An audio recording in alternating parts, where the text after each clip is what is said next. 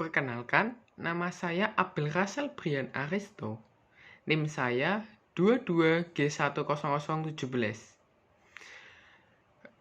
Prodi Akuntansi kelas 2. Pada kesempatan kali ini, saya akan mereaction atau menjawab pertanyaan dari video Pak Greg dengan materi keserakahan manusia. Keserakahan adalah keinginan manusia yang tidak ada habisnya ataupun ketidakpuasan. Individu yang serakah kemudian bertindak dengan cara apapun untuk memperoleh lebih banyak sumber daya, kekaguman, dan kekuasaan, seringkali dengan mengorbankan kebahagiaan orang lain. Penyebab utama penderitaan manusia adalah keserakahan. Keserakahan dan kecanduan hampir mirip. Ada kecanduan hedonisme dan ada yang lainnya juga. Kecanduan lebih parah ketika keserakahan. Jadi kecanduan ada sangkut pautnya dengan keserakahan. Penderitaan pasti dialami setiap manusia. Namun penderitaan yang berlebihan dapat menghancurkan manusia. Penderitaan bisa terjadi ketika bencana alam maupun keadaan yang tak terduga. Penderitaan ini tidak hanya terjadi kepada seseorang atau individu, namun semua orang di dunia bisa terdampak.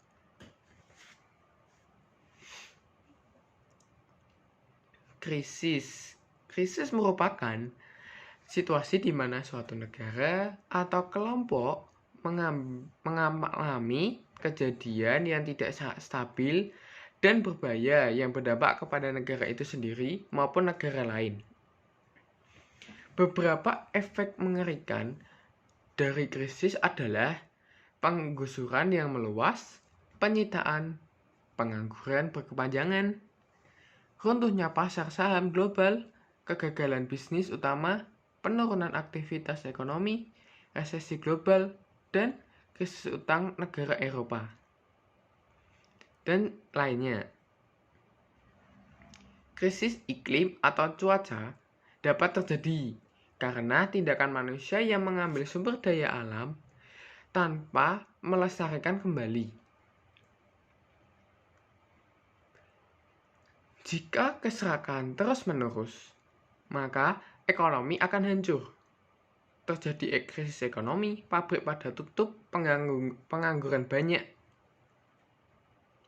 Keserakahan bisa membuat penderitaan yang berlebihan, membuat hancur seorang manusia itu sendiri.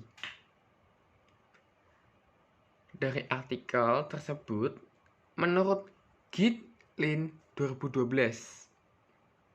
ketidaksetaraan, pengangguran parah, krisis keuangan 2007-2018, dan dominasi ekonomi global yang besar korporasi telah menyebabkan kestabilan politik dan sosial yang mendalam, yang pada akhirnya mengarah pada protes skala besar dan pemberontakan seperti gerakan Occupy.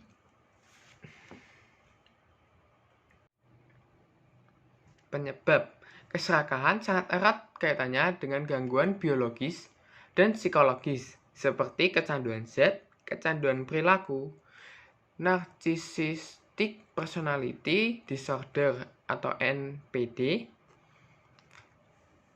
kepribadian antisosial disorder atau ASPD, dan obsessive compulsive personality disorder atau OCPD.